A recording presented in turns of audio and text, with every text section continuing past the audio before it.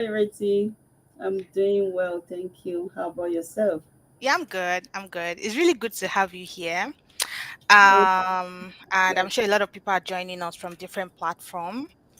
So I will start by introducing myself. My name is Ireti Obafemi.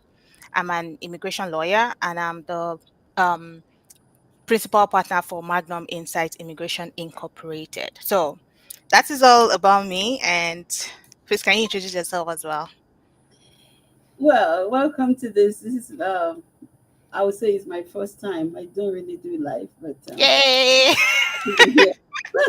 My name is Bola Okubanjo. I am an immigration consultant, and I am the consultant and the lead director and everything for Voice Consultants Incorporated.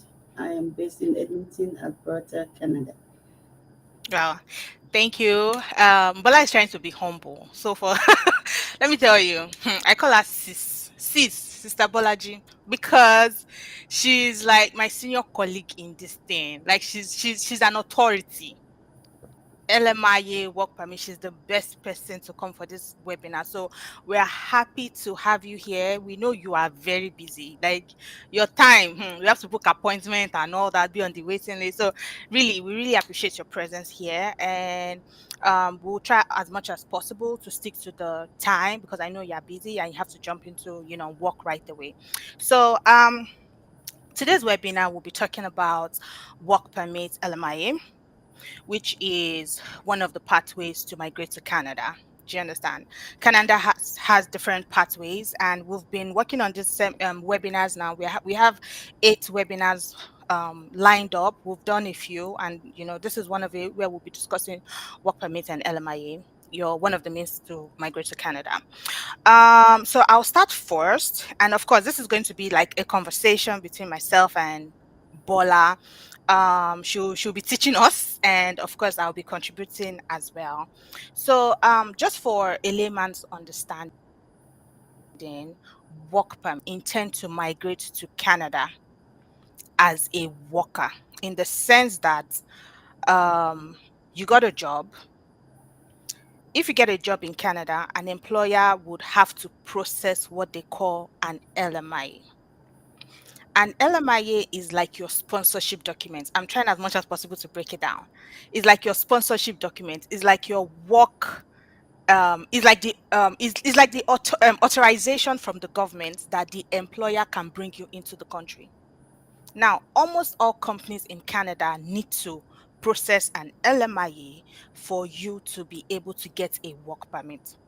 When your LMIA gets approved, then your work permit would be submitted and processed by immigration. There are two types of work permits. There's what they call employer specific work permits, and there's another one that is called the open work permit. The employer specific work permit, sometimes we call it a closed work permit, and there's what we call the open work permit. Now, an employer specific work permit, when you are the main applicant, meaning you are the one the employer interviewed, you are the one who got the job offer, you are the one whose name is on the LMIA, and you are the main person whose work permit is being submitted, you will get an employer specific work permit. The reason is because the employer has gone through different application and processes to sponsor you from abroad to come to Canada. So it will be unfair on the employer if you are granted an open work permit. Because what an open work permit does is an open work permit frees you to work for anybody you like. So the government is trying to secure the interest of the employer that sponsored you. Now, because of that, you'll be given a closed work permit, which is an employer specific work permit. If you have an LMIA, they will not process an open work permit for you. Because I know a lot of people, they sell it, will process open work permit for you when you come to Canada or from your country. It's not true. You will get a closed work permit, which is an employer specific work permit. However, your spouse, if you are married, would be eligible to get an open work permit, meaning your spouse can work for anybody. Now, there are other people that can get open work permits. That's students, student that just graduate. All those people are eligible to get an open work permit. But as a principal applicant under a work permit, you'll be getting a closed work permit. So I hope that kind of explains for a layman to understand what work permit means. So I'll pass it on to Bola to explain if she has any other thing to add, and of course then she should move on to explain LMI. Thank you so much, Iriti. I think you've done a good job explaining it in a layman's term, like you put it.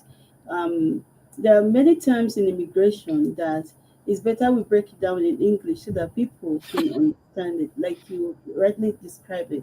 It's the authorization the government has given to the employer to bring you in as their employee.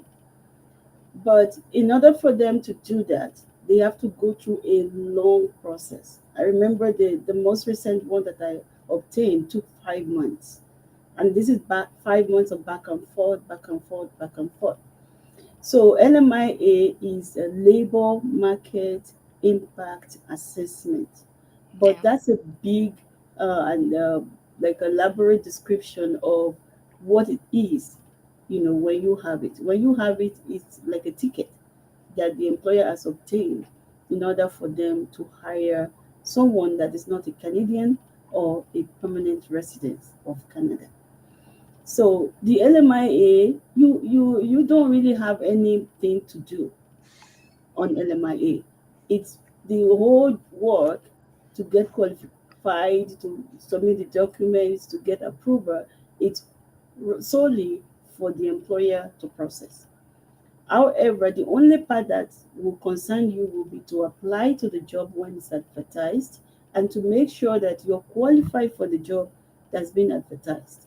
So we've seen situation where, and that is common in other countries, like you could be a cook and you'll be working as a kitchen helper.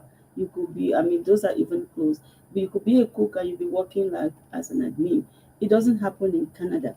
Your education must match your work experience and the job you're applying to.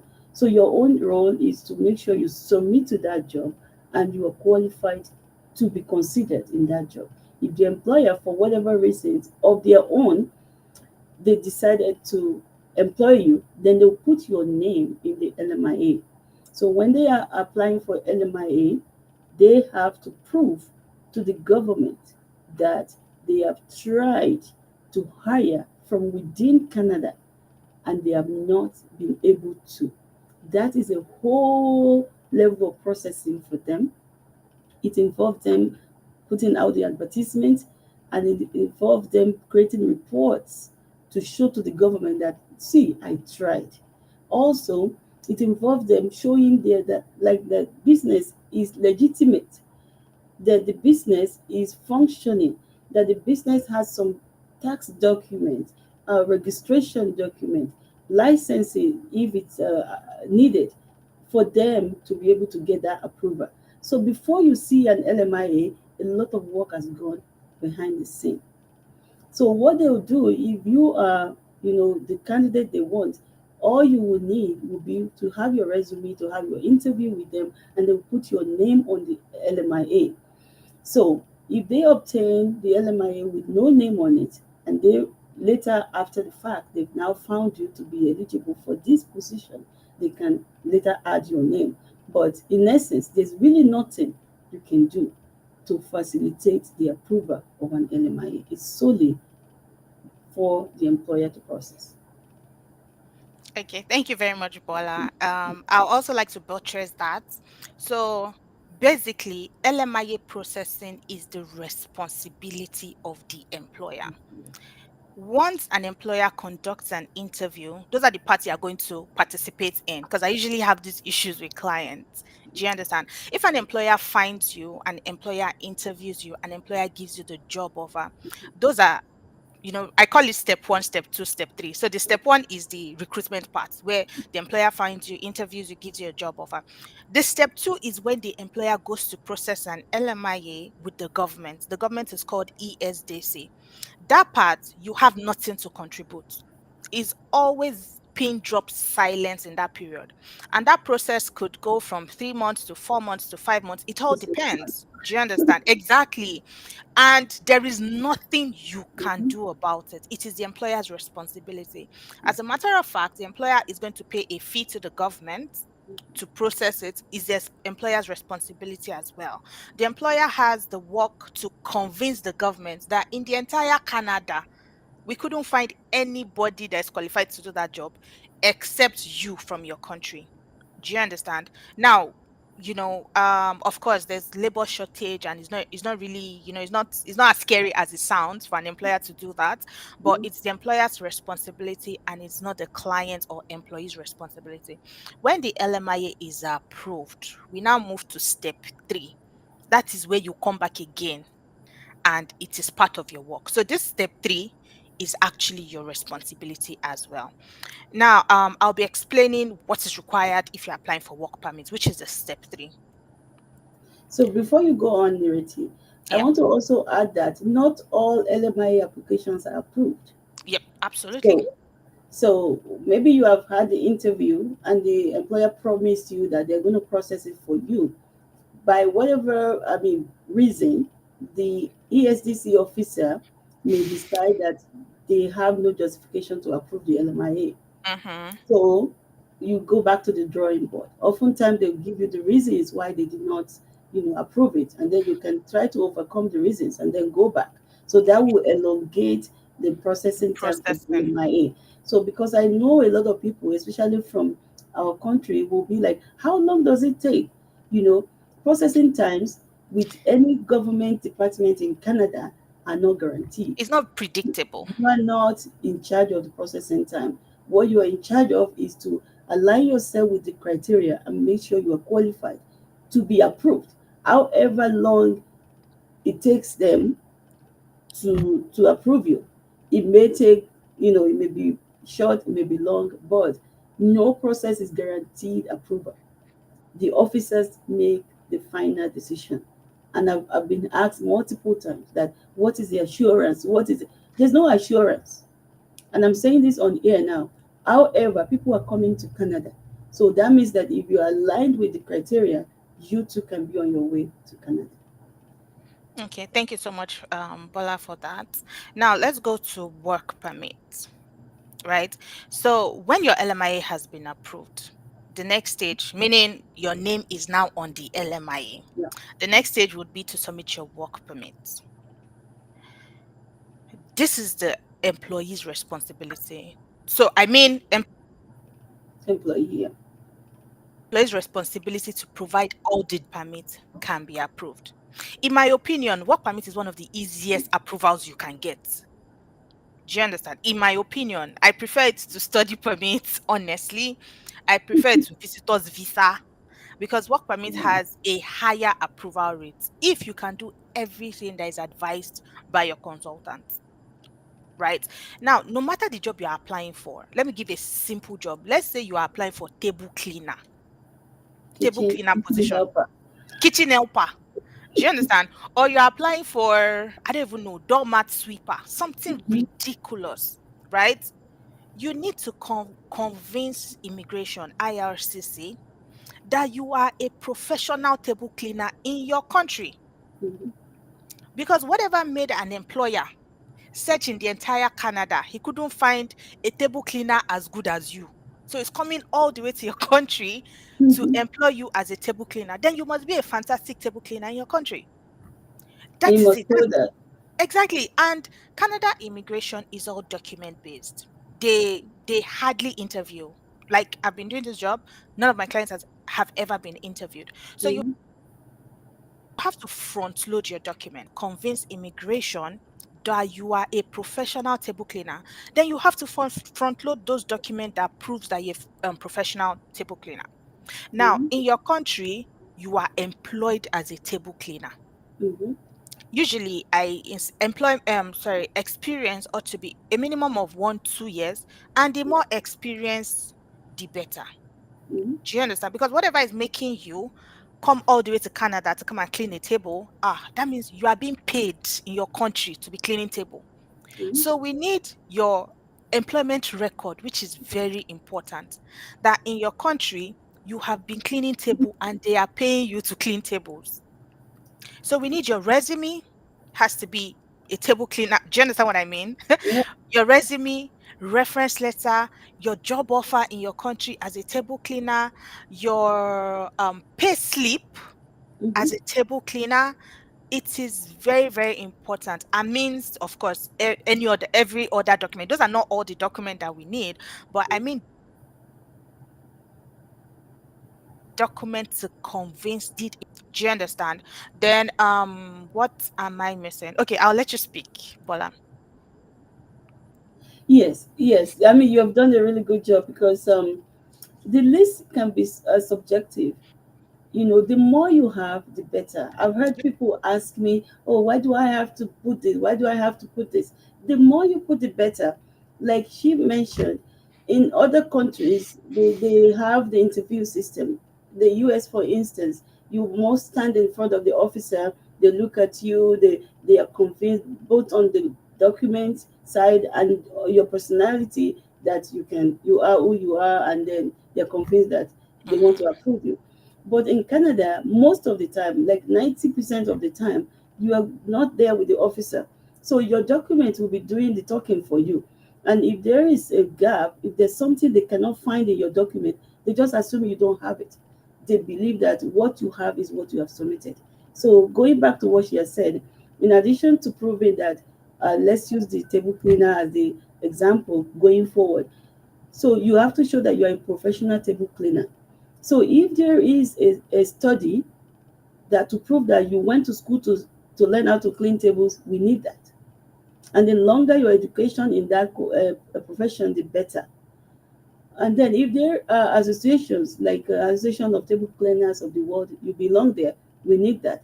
If there are certificates in addition to the university education you went to, to study table cleaning, we also need that. So the more you are able to show in terms of education and in terms of work experience, the better positioned you are. Like she said, most of the refusals that I have gotten for work permit application, the reason is just that the officer was not convinced that you could do the job you've been offered.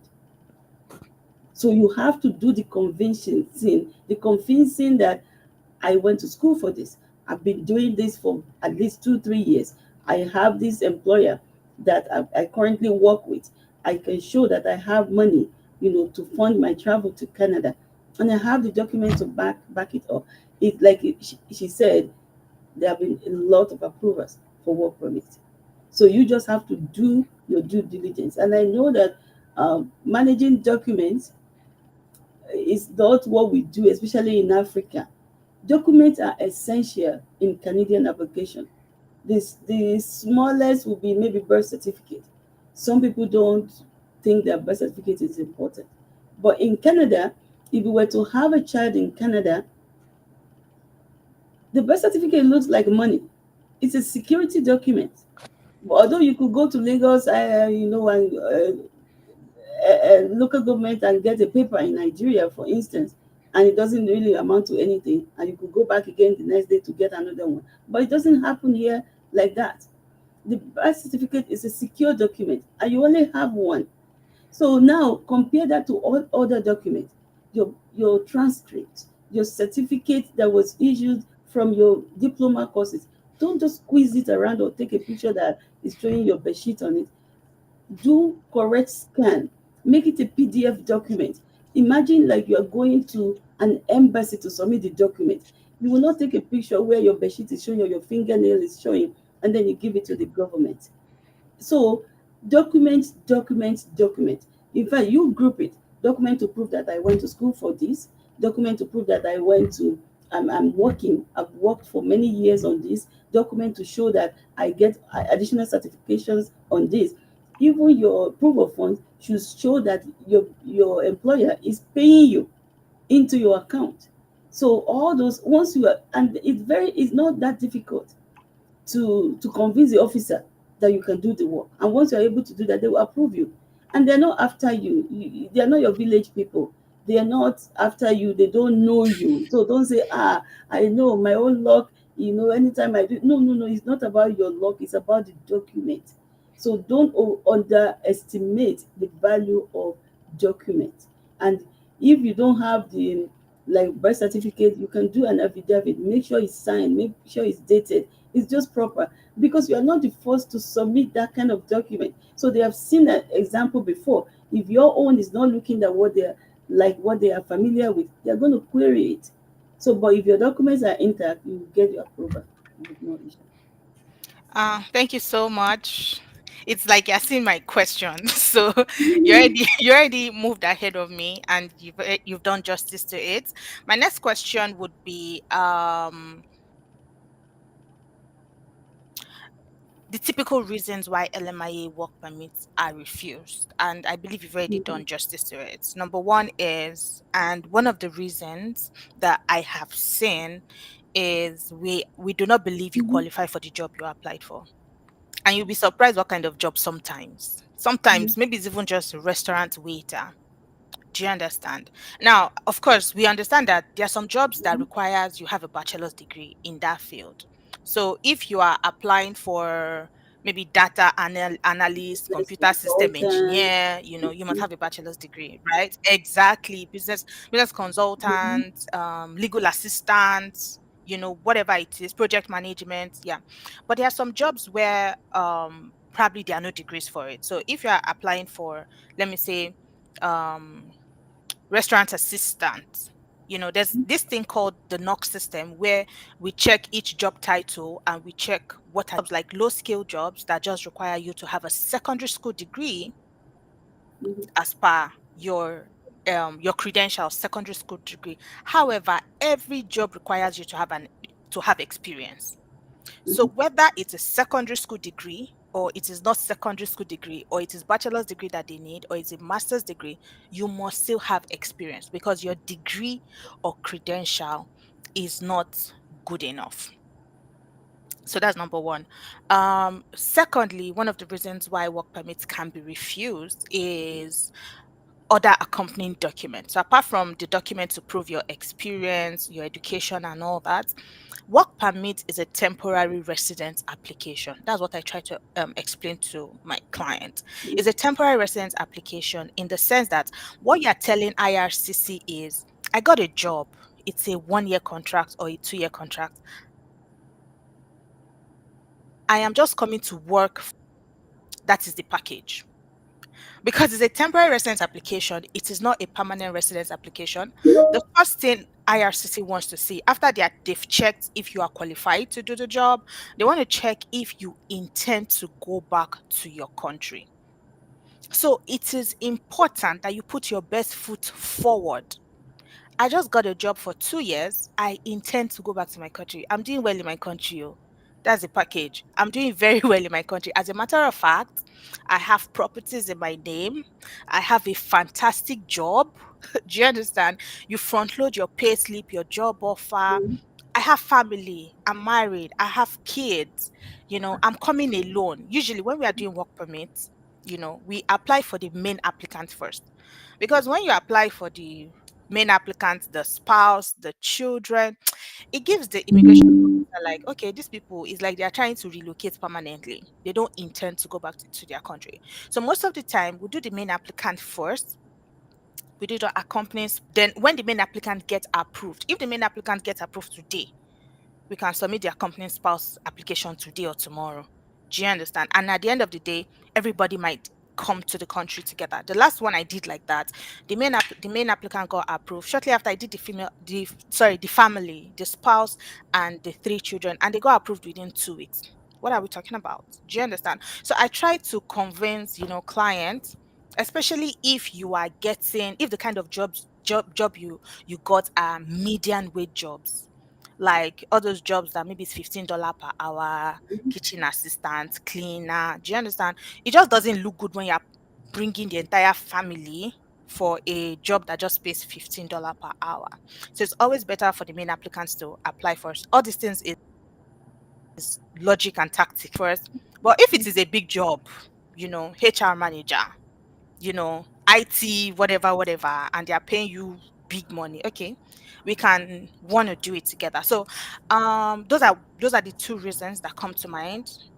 Qualifications to do the job. The immigration officer is not convinced you intend to go back to your country.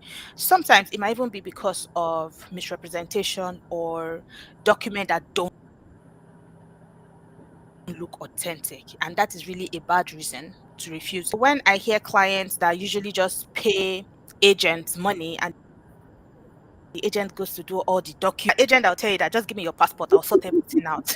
Please beware. Wow. Yeah, because most of the Robin. time, exactly, they just you don't know what they put in together. You are single, they've joined you with somebody else, you people are married. Do you understand? Exactly. So, for Canada immigration, one bad reason would be if your document doesn't look authentic or they catch you for misrepresentation, they are going to ban you. So those are the reasons I that comes to mind. So I let Bola speak on that or add anything. Yeah, thank you so much, Purity. It's important to know that, um, like I said at the end of my previous contribution, that the officers don't know you, they are not out to get you, So document. And also, I recently came across a situation where, people were trying to apply for a work permit, although not from Nigeria, but they were saying that they only have primary school education.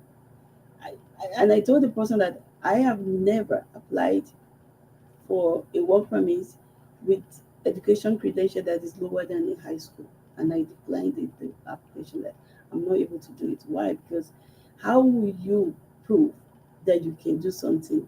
In Canadian education system, you are not to work with the primary education. You have to go to a secondary school. And after the graduation in secondary school, that's when you're expected to work. So education is very important. And I know the way Nigeria, I mean, where I come from is structured. People who are skilled workers, like apprentices, they call them here, like electrician, plumber, um, all those road workers, carpenters, they are not to go to school. But at least you have high school diploma, you have a secondary school certificate, and you have a diploma from where you have learned the work. Mm-hmm. So in that way, you'll be able to get yourself approved. So again, we are just discussing generally. We are not giving specific advice to people. So if you want to have your own document reviewed or you want to apply, we have to now go deeper into your own specific case. So all these are general information. Make sure your documents are in order. Make sure you are qualified for the job you have been asked to come and do. Because once the employer has obtained an LMIA, they have the right to bring anyone. They are not tied to you. So if you fail to qualify, they'll give it to another person, and that person will also, I mean, will use it. So you also mentioned about the other documents. It's very important to know that work is a temporary status in Canada. So essentially, when they are assessing, when they are trying to approve your application, the officer must be convinced that you have provided enough documentation to show that you will return to your country after the duration of your contract.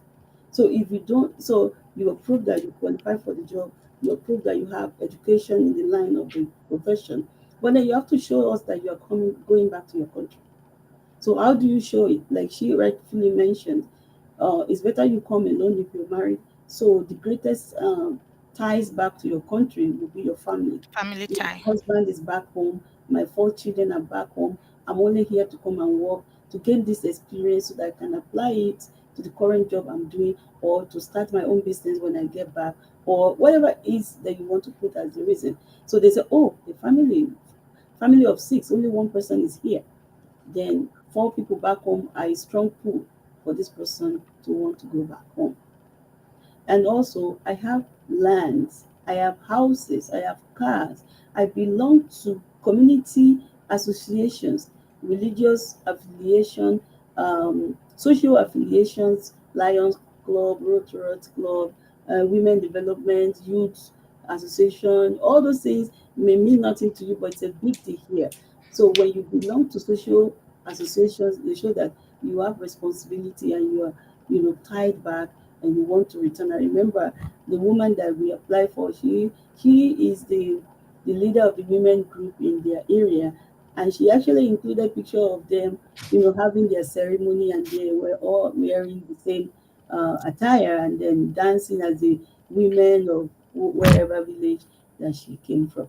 So all those things, they carry weight with the officer that, oh, this person actually they are well established, and they're just coming here to work and to go back.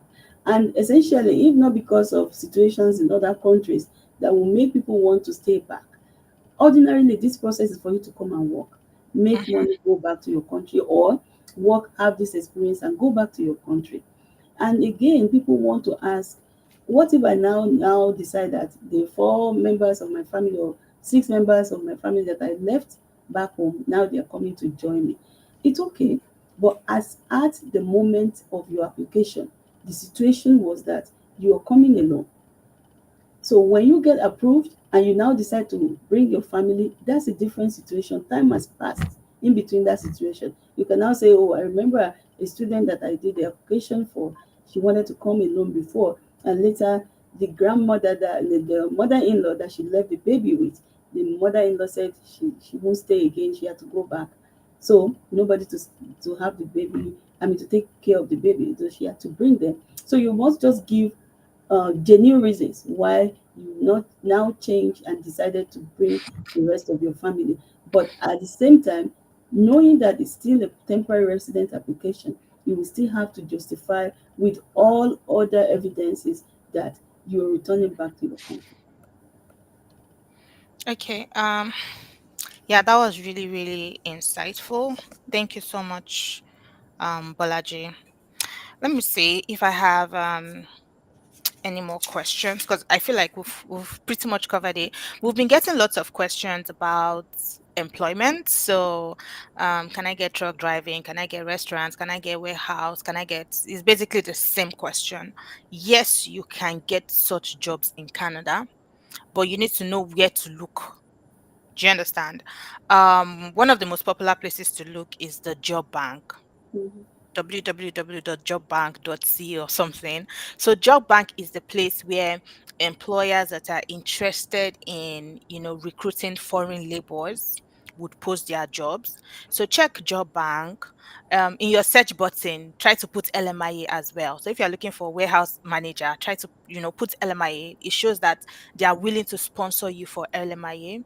Another way would be to search for, foreign recruiters. Do you understand? However, I'll put a caveat. You need to beware of scam. Mm. If you think there are scammers in your country, my dear, there are scammers where we are as well. So you need to beware of scam. You need to be sure that they are legitimate. One of the ways to also, let me say, search for jobs. You can reach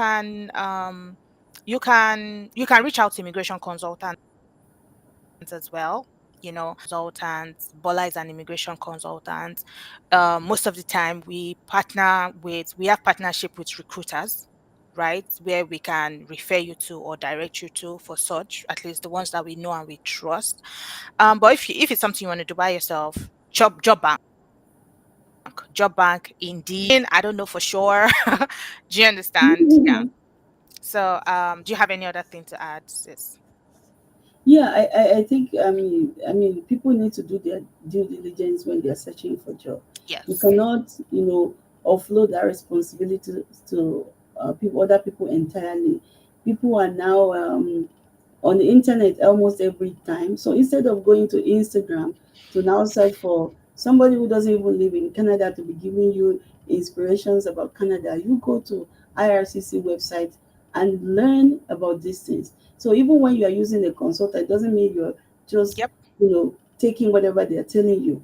What we do is a general thing. It's online, it's everywhere. Even when you go to a doctor's office, you don't go to tell the doctor, oh, I have a headache, and then what can you do for me? No, I have a headache, and I think it might be a migraine. I think it's because of stress. You come with enough information that shows that you are also, you did your research. immigration, it's always changing. So what is available today may no longer be available tomorrow. So you need to be up to date with. So don't spend your data on Instagram, spend it on IRCC website and learn about what you want to apply to. So consultant can help you, but you should also have some information. as There's well. a question here from Oluwaseun that says that, are there jobs that are exemptions to LMIA, like only the job offers as surface for the work permits? So do you want to start relating with that? That's a fantastic question. I wonder why I did not say it. Yes. So actually, there are some jobs that are LMIA exempt, and there are some employers that are LMIA exempt. Now, they are not popular because the general rule is that an employer must process an LMIA. Yeah. LMIA exemption is a code that is given to certain industries, for example, religious organizations. Do you understand? Charitable organizations. That's because in this part of the world, they believe that religious organizations don't make money. They're not companies set up for profit. Do you understand? They get their income from charity works, so they Mhm. cannot even afford that LMIA fees. Yeah. So because of that, they are LMIA exempt. So if such company is your employer, now you must be coming for a charitable work. That's number two. Do you understand? So those that charitable organizations are under they are LMIA exempt. Another one would be I think students students who are applying for open work permits, they are under LMIA code as well. They are LMIA exempt. Another one would be professors that are coming for research in university. Another one would be pilot or something. Another one would be railway workers. So these Mhm. are specific, unique professionals or Mhm. that are coming to Canada for specific, unique needs. Those are the companies or employees or employers that will be LMIA exempt. Or someone whose spouse has a closed work permit. If the spouse, accompanying spouse, is applying for an open work permit, yours will be LMIA exempt. You do not need a fake people that gets an LMI. Or okay, another example would be intercompany transfer. Do you understand? So if a Magnum Insight Immigration Inc. in Canada has a branch, Magnum Insight Immigration Inc. in Nigeria, and Magnum Insight transferring an employee from Nigeria to Canada, Magnum Insight Immigration Inc. Canada would not have to process and LMIA. So example are all these big companies like Deloitte, like PwCs. So if they are doing such intercompany transfers, they do not need they do not need an LMIA. Another LMIA exempt categories are certain countries that have a bilateral agreement with Canada. So, for example, United States citizens, they do not need an LMIA to get a job in Canada. Do you understand? The same way Canadian citizens do not need any special application to get a job in the United States, with and Mexicans as well. So those are it's not for everybody. Okay, do you have any other thing? I hope I Yes, yes. And you mentioned that I mean all of them, and there's several of them, so we may not be able to tell you everything, but certainly the answer is yes. There are yeah. job categories that are LMI exempt. So also, again, back to due diligence, do your research, make sure. Recently I am dealing with a situation where the employer gave a bunch of clients a job and gave them a code under a category of work, only for them to apply for visa, and the immigration turned them back, saying that their position or the employer's work is not qualified under that. So we have to make sure. So Yeah. that's why if you come directly to us, that's our job, to make sure you're qualified, to make sure the employer is also qualified. So there are like bilateral relationship, or the things that Canada is just invested in, like francophone. So they have this francophone program where Mm-hmm. it is LMI exempt. And one thing I also want to mention is that the fact that it's LMI exempt doesn't mean that you get a job offer and you apply. No, there's still some form of process. that the employer need to go to. It is not called LMIA, but they still need to, some of them will still need to do the advertisement for 1 month at least. Some of them will still have to, do some, it depends on what is obtained in that under each of the categories of LMI exemption. There are so many of them. They call them the C ones. So you would have to read and understand what do I have to do under this code to satisfy my exemption from the LMI process. But then you still have to get that number from the there The is A a number. name for it. Yeah, the A Yeah, you number. have to apply to it and they will process it. It's faster than LMIA for sure, but Absolutely. you still have to process, you have to get processed under something. Otherwise, if Canada were to have left it open that anybody can just give a job offer and come, I mean, the whole world would be here. So they still have to make sure that the employer is qualified, the job is eligible, and then they give the specific number to the employer, and that's what the employer will use to, in addition to the job offer, to bring you under LMI exemption. Thank you so much, Bola. So while we are right now, we're getting to the end of the webinar. It's been very, very beautiful. I enjoyed it. But we got a very, very good question from Travel Master. As a matter of fact, the question is in my book. Recently the IRCC, or the Canadian government, decided that they are going to be limiting the validity of an LMIA to 6 months. And this breaking news, have been causing a lot of confusion. So we'll quickly explain it. Bola, do you wanna address that? Sure. I mean, so LMIA, like we discussed earlier, is the permission the government gives to the employer to hire somebody that is not a Canadian or a permanent resident of Canada. So the permission has expiry date. Hmm. So you are permitted to have this person apply for a work permit within this number of Period of months. time. Yeah. So it is not the validity of the work. So if you have an LMI approval that says that this position is approved for you under this person's name, and this position can work in Canada for 3 years, they will also now put a date within which this person must submit their work permit application. So Exactly. it used to be 6 months before, and due to COVID, they extended it to 1.5 year or something like that.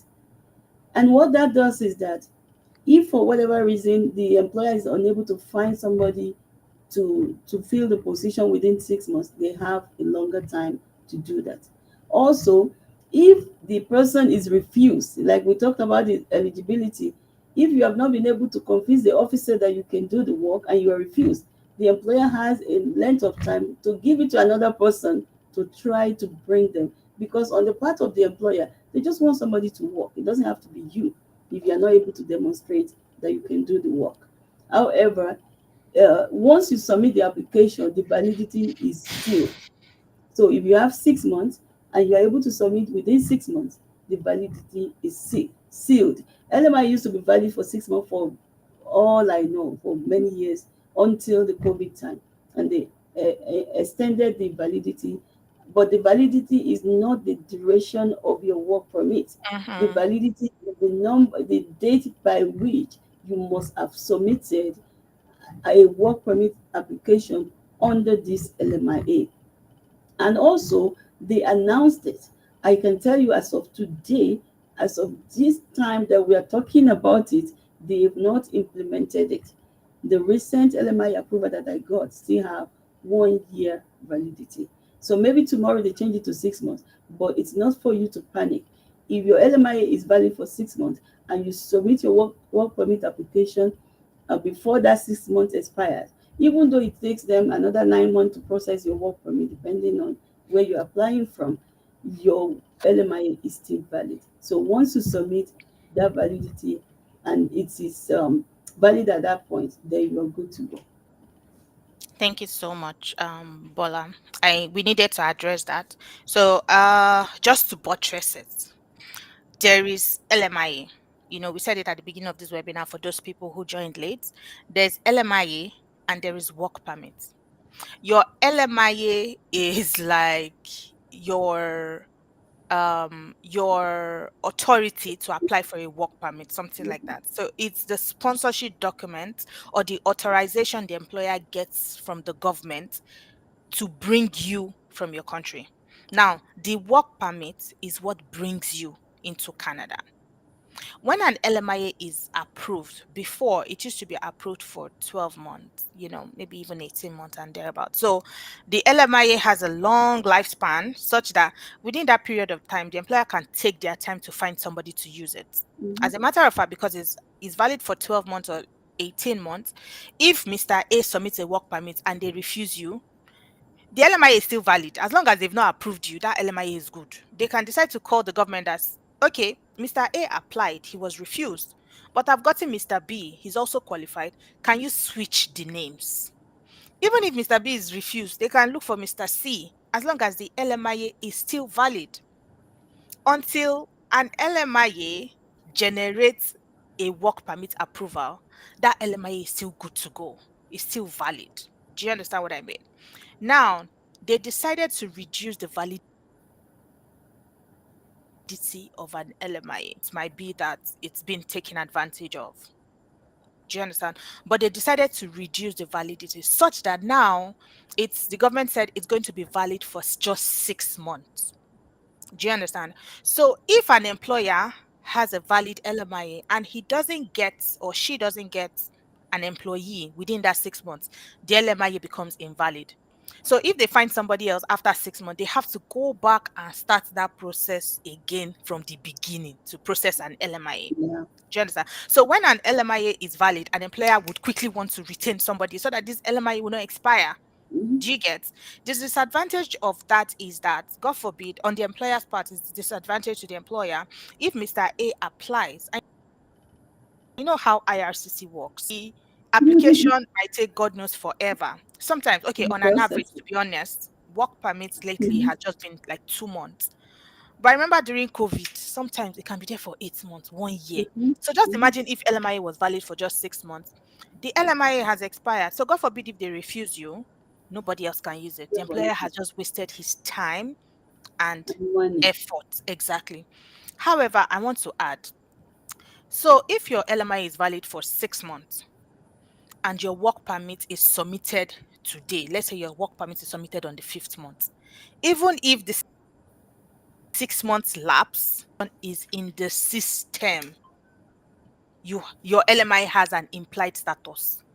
So how Canada works is the day you submit that application, Mm-hmm. nothing can expire. Do you understand what I mean? So even if it exceeds 6 month processing time, as long as it's in the system, we are good. But if it expires before we put it in the system, then the LMI is not valid anymore. And months LMIA, when your work permit is approved, your work permit approval will still be for 1 year, 2 years, or 3 years. So it doesn't, it has so yeah, people were mixing LMIA approval to work permit. LMIA has nothing to do with your work permit. Once your work permit is approved, it's going to be valid for, they'll give you either 1 year, 2 years, or 3 years. I've never gotten a 1 year work permit before. 2 years It's or usually, 3 years. yeah, it's always 2 years or 3 years. Do you understand what I mean? So regardless of how long your LMIA is or when it expires. So I hope we've been able to answer that question. Um Lastly, I just want people have been calling us about. I'm sure Bola have received maybe like 1 million calls, because me, I have received a lot about this caregiver program that the government decided to, that they said they are going to be launching. Tony asked the question. Yeah, let me say, it's Tony. I just want to say that before Canada launches any program, there's what they call breaking news. Gang, gang, gang, action now. They'll do breaking news. So that is just a breaking news. It has not launched. I've Mm-hmm. seen a lot of adverts. I've been the bearer of bad news, telling people that it has not launched. If you pay anybody your money, my dear, you're just giving them allowance. It has not launched. We do not know when it's going to be launching, whether it's going to be this year. We hope it's going to be this year. We don't know if it's going to be early next year. The last program has closed down, and now they are promising to launch the new one. One of the reason why it's kind of impossible for us to retain anybody, or why I do not advise you to even pay anybody right now, it's because the guideline is not out there. If the program has not launched, the guideline is not out there. Fine, they, they listed out some of the requirements. You must have a minimum of secondary school degree, IELTS band 4, WES evaluation, and a job offer. But the important question is they did not say who will qualify to be an employer. Like, who qualifies to give you that job offer to apply for the program? Until they answer that question and release it, I don't think so. My advice for people is you can work towards it. There are some things you have to do to get yourself prepared, like write your IELTS, Mhm. make sure you have a band 4. Mhm. Evaluate your credentials. If you're evaluating your secondary school degree, your university degree, your diploma, your PDS, whatever it is that is secondary school and above, evaluate it so you have that, because when the program launches, there's going to be a quota, and it's going to be, of course, first come first serve. And also try to what's that English? Check around for your reliable source, like your reliable consultant. Don't pay anybody, but at least try to know those that are reliable, that you can retain to help you when it launches, because by the time it launches, it's going to be like first fastest finger. Do you understand what I mean? um so, Bola, do you have any other addition? Let me see before I round up, because I think late questions are coming in and we cannot take every questions.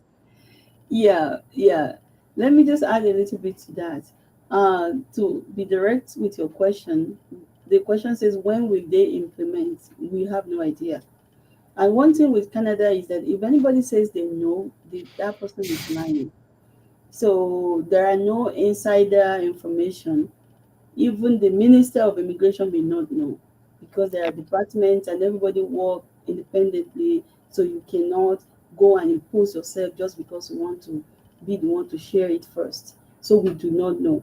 However, the sooner we know, we will let you know, and even you will know also. Like Iriti rightly mentioned, we don't have the guidelines. We don't even know how we submit. We don't know what we're submitting. So so that's why somebody even say, let me pay you so that I will be the first. No, I cannot take your money because ah, I don't know what it will cost me at that to time, complete your application. Maybe it's going to exactly. be very easy to complete, then I will charge you just for that. But if it's going to be a complicated application, then I will have to charge you based on what it would cost me, time and effort to complete your application. Like she said, what you can do now is to position yourself to get ready, get all your documents ready. So, in addition to what she has mentioned, because of our time, I will not want to repeat them. In addition, make sure you have a child caregiver a course done. Yep, So maybe you have a degree or you have a high school diploma, secondary school, but you have to show that, remember, like we were talking about LMIA, you have to demonstrate that you can do the work. you can So do the one of work. the ways is to everybody, taking care of your niece's child, your uncle's baby. Those are fine. You have experience. You have your own children. Those are like experience, but you must have a course taking a formal education in a child care giving. So Like whether it's online, CPR, first yeah, aid, and you also know caregiver CPR program. first aid is on top of that. You Yeah, need to have CPR first aid, a certification that is still valid. Know that those things do expire. Make sure it is valid as at the time you want to apply. But you need to have a course in child caregiving.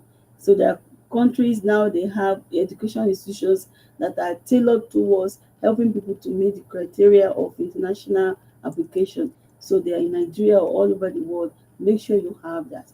Have your transcript, have everything ready. Because I mean, the disadvantage of announcing before implementing is that the whole world is ready. So yep, you're competing against the whole world. when you are still dragging your feet that I'll go and register tomorrow, there's no light today, hold up tomorrow, somebody is registered, Somebody's somebody is ready. ready. People are ready. You are ready with everything. In fact, if it opens tomorrow, some people are ready. Yep, they are So ready. you get yourself ready, because Canada is not discriminating, like they're not focusing on any country. It's from the whole world. And when they Everybody say they equal want to take chances. 20,000 applications, when the application is complete, it's done. And then Shikena. you don't know when they will open it again. So get yourself ready. Okay. Thank you so much. I really appreciate it. Thank you so much for joining our live. I know you don't really you don't like all this social media. You don't put your face out there, but thanks for bringing your beautiful face to us. Thanks everyone who joined our live. I hope you learned a thing or two. Please, I implore you, follow us on all social media platform. Follow us on Instagram, on TikTok, on Twitter, on Facebook. We are very, very, very active on Instagram, and we respond to all our DMs. You can send us an email as well. So that would be all for today, and we hope to meet again very soon for our next webinar. Just follow us and follow the posts. Thank you so much, Bola Okubanjo, for your time. I really appreciate it. I love Thank you you. I so really much. thank you. Yeah. Bye everyone. Good luck. See you in Bye.